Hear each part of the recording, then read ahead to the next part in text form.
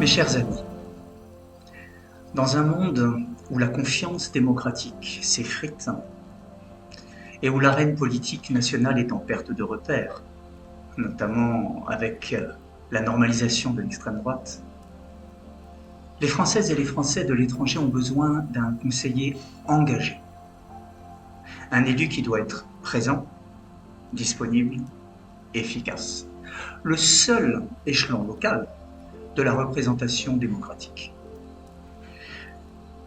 Pendant les 5 années de mon mandat, j'ai été à vos côtés dans les moments importants de votre vie. État civil, mariage, naissance, transcription. Dans les dossiers de bourse, dans les demandes d'aide sociale, dans les parcours scolaires de vos enfants. De tous les conseillers sortants, je suis celui qui a été le plus présent à toutes les instances du lycée français. Comité de gestion, conseil d'établissement, assemblée générale. Présent systématiquement. Pas spectateur, acteur. C'est ce que j'ai fait et c'est ce que la nouvelle équipe dont je fais partie continuera de faire. Mais il faut le dire clairement, rien de tout cela n'est déconnecté du politique. Contrairement à ce que l'on peut croire, l'élection d'un conseiller a une influence importante sur l'avenir politique de notre pays.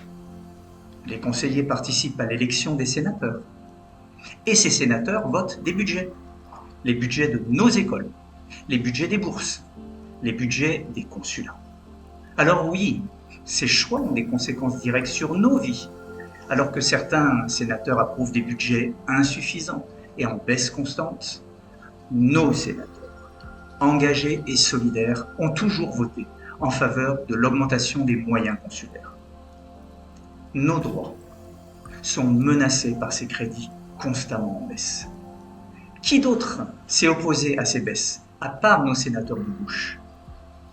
Mes amis, voter, ce n'est pas un geste administratif. C'est un acte de représentation. C'est un acte de défense. C'est un acte politique.